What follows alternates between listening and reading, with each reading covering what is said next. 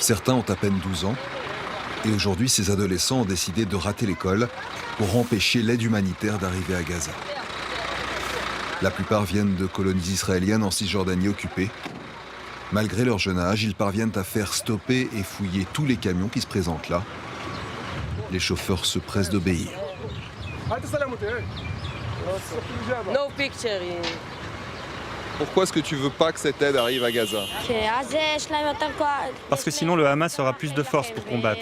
Il ne faut pas donner d'aide à nos ennemis, ce sont des tueurs. Ils ne la méritent pas.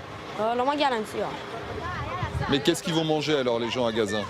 De toute façon, que les camions arrivent ou pas à Gaza, ça ne change rien à ça. C'est le Hamas qui s'approprie le tout. Les civils, ils n'ont qu'à partir en Égypte. Il faut qu'ils partent de Gaza. La police laisse faire, et si les routiers se plient à ce contrôle sauvage, c'est que 2 jours plus tôt, ici même, un camion a été brûlé et plusieurs autres attaqués. Ces jeunes colons se sentent investis d'une mission face à ce qu'ils voient comme la faiblesse de leur gouvernement. C'est absolument fou que nous devions faire ça et que notre gouvernement, au lieu de couper toute aide à nos ennemis, à ces bêtes, ils les nourrissent.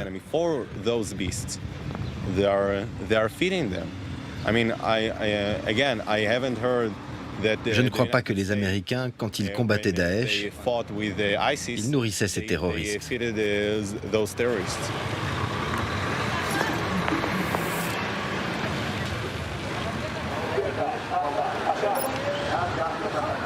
À la buvette du parking routier, les camionneurs rongent leurs freins. Eux sont tous arabes israéliens et ils en ont assez d'être attaqués quand ils transportent de l'aide vers Gaza. Ils nous montrent les images de l'avant-veille, le saccage de leurs véhicules par de jeunes colons. Ils ont brûlé le camion. Les faits se sont produits sans que l'armée n'intervienne et ils savent que réagir de manière trop forte serait une très mauvaise idée. C'est des gamins. Le petit, il fait à peine 1 mètre. Mais il a le soutien du gouvernement, de la police, de la sécurité, des soldats, et ils veulent faire les beaux devant nous. Moi, si je lui donne un coup de poing, je le tue. Alors pourquoi tout ça? La frustration est d'autant plus grande qu'il s'agit d'apporter de l'aide à leurs frères palestiniens. Là-bas, ils ont faim. Est-ce que toi ou qui que ce soit ici peut rester pendant 1 semaine sans manger, sans boire, sans se laver? On ne tiendrait pas un jour. Ce sont des êtres humains et on doit prendre ça en compte.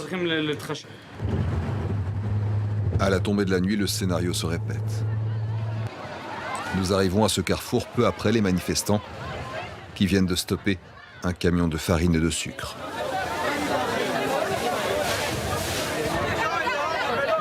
Nous ne sommes pas les bienvenus, ni les manifestants, ni l'armée ne veulent nous voir ici.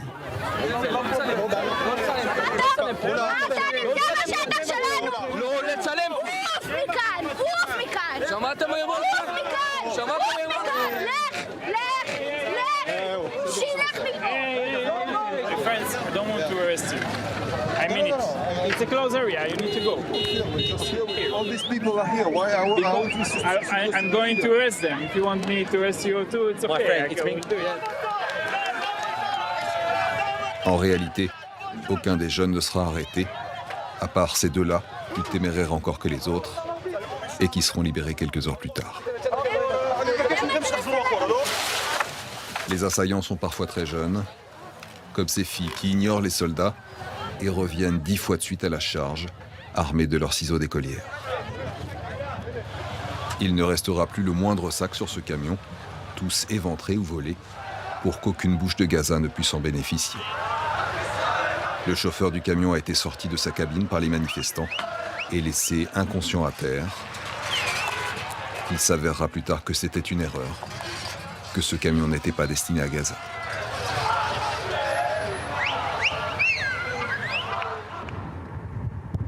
Ce matin-là, nous avons rendez-vous avec un jeune colon.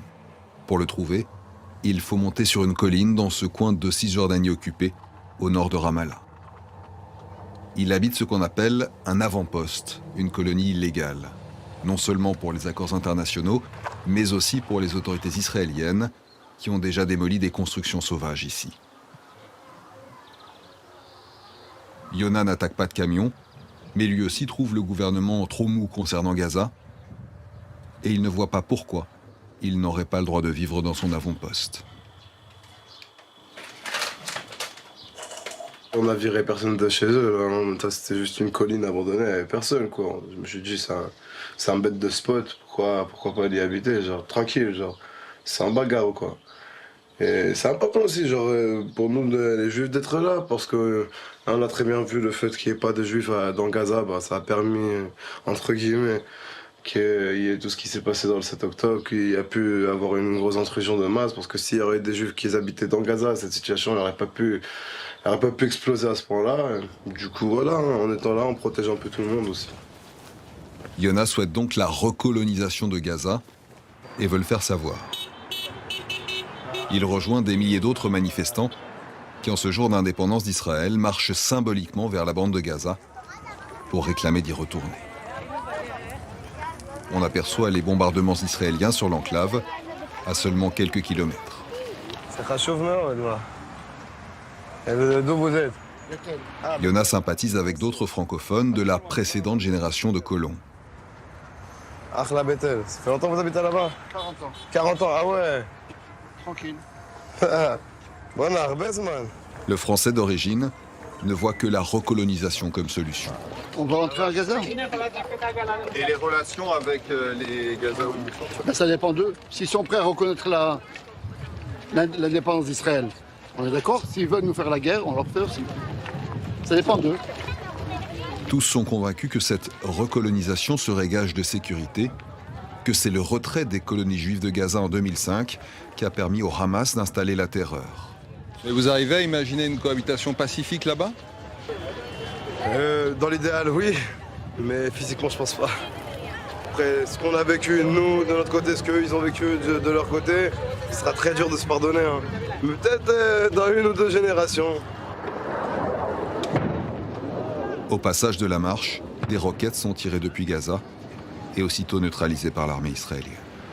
Cela n'empêche pas les manifestants de rejoindre leur point de ralliement où va débarquer l'un de ceux qu'ils ont portés au pouvoir, Itamar Ben-Gvir, ministre de la Sécurité nationale, issu de l'extrême droite. Il habite lui-même une colonie et fait pression sur son gouvernement pour que Benyamin Netanyahou accepte de recoloniser Gaza. La solution est d'encourager le départ des Gazaouis, leur dire de partir d'eux-mêmes. Cette terre nous appartient depuis toujours et pour l'éternité. Les supporters s'enflamment. Il doit même en canaliser certains.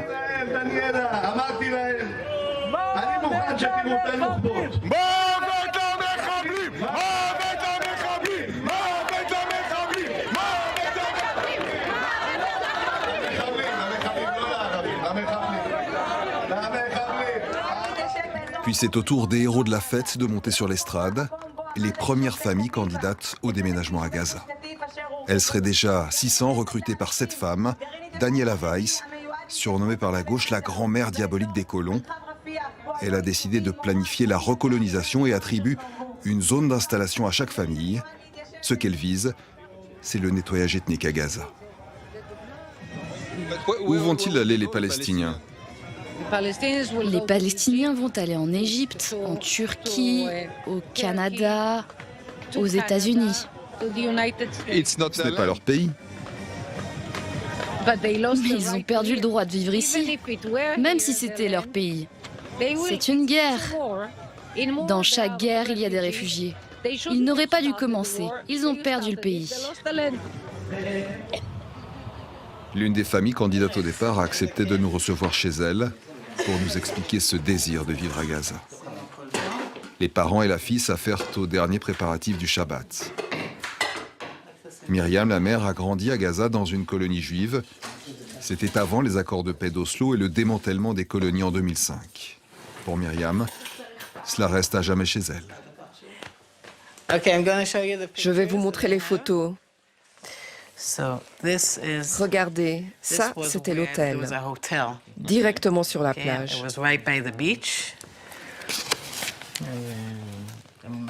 Myriam a déjà informé son employeur de son prochain départ et avec sa fille, elles ont acheté une robe pour le grand jour. Je crois vraiment qu'on va aller vivre à Gaza, c'est une question de jours. J'ai acheté cette robe pour l'arrivée à Gaza. C'est une bénédiction pour nous. C'est un tellement bel endroit. Aujourd'hui, tout ce que vous voyez, c'est que tout le monde est pauvre, combat ou fuit. Mais c'était l'endroit le plus incroyable sur Terre, le paradis. Pour elle, vivre là-bas est son droit et la cohabitation avec les Palestiniens ne serait pas un problème. On vivait là-bas ensemble. Il n'y a aucune raison de ne pas y retourner. Quiconque est prêt à vivre sur nos terres avec nos règles, bienvenue.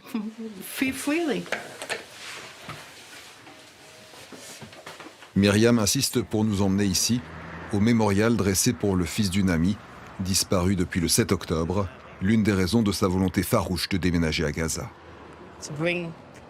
Pour amener la vraie paix et la vraie sécurité à Israël, il faut vivre à Gaza.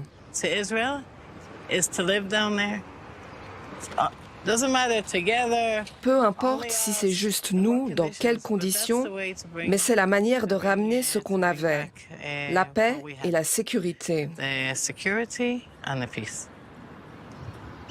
Les Israéliens ne seraient qu'un tiers à être favorables à une recolonisation de Gaza. Tous et de loin ne tiennent pas des positions aussi radicales et extrêmes que Myriam et les autres colons. Guy Boutavia est même à l'opposé. Cet activiste réunit chaque matin à l'aube une petite équipe de volontaires pour tenter de protéger les Palestiniens face aux colons. Ils prennent la route d'Hébron en Cisjordanie, un des points chauds de ce face-à-face. Depuis le 7 octobre, les attaques de colons et les installations sauvages de nouvelles colonies se sont largement accélérées. 1 millier d'attaques en 6 mois selon l'ONU. Les activistes viennent à la rescousse des paysans palestiniens qui sont poussés dehors.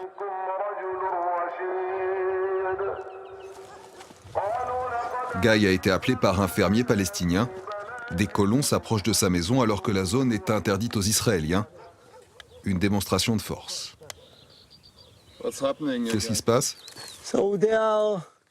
Ils avancent dans les champs palestiniens et ils emmènent leurs moutons et leurs vaches sur ces champs.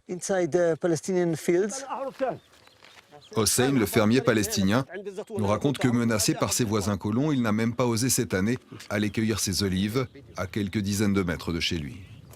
Il y a un mois, ils sont venus nous jeter des pierres et j'ai été touché à la jambe. Ils cherchent à profiter de l'occupation pour nous chasser de notre terre et s'en emparer. Quand nous reprenons la route, une voiture avec des hommes en armes nous repère. Il y en a une autre. C'est une voiture de l'armée. Ou pas. C'en est une.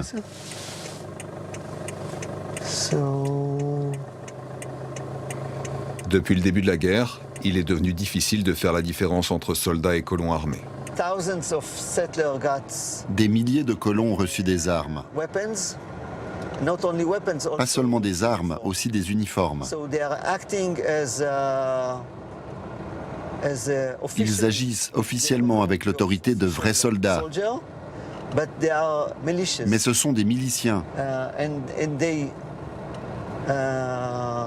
Et leur motivation de chasser les Palestiniens de leurs terres peut maintenant être menée sous le couvert d'une autorité officielle. Guy nous emmène chez une autre famille palestinienne. Elle a vu surgir plusieurs avant-postes de colonies autour d'elle ces dernières semaines. Un simple camion ou un autocar où vivent les colons. Ici, Guy laisse des observateurs de son équipe 24 heures sur 24, tant les colons seraient offensifs. Les colons ont par 2 fois tenté de mettre feu à cette voiture. Et ils y sont plutôt bien arrivés. Ils ont aussi pollué la citerne d'eau. Ils ont mis à la fois de l'huile et du diesel. Le lendemain matin, quand ils ont ouvert le robinet, l'eau était noire. Nous décidons d'aller trouver ces colons, fraîchement installés. Nous tombons sur ce poste de sécurité encore en cours d'installation. Nous demandons à passer. On nous appelle un responsable de la sécurité de cet avant-poste. Il affirme que les colons refusent désormais de parler à la presse. Je suis un soldat. Un soldat ou un colon? Un peu des deux. Je suis un soldat et je vis ici. Selon lui, ce sont les Palestiniens qui les attaquent, pas l'inverse. On ne va pas les attaquer. Juste si quelqu'un vient vers nous. On doit faire ce qu'on doit faire pour la sécurité de notre village. Mais les gens disent ici que vous brûlez leurs voitures, vous polluez l'euro. C'est des conneries.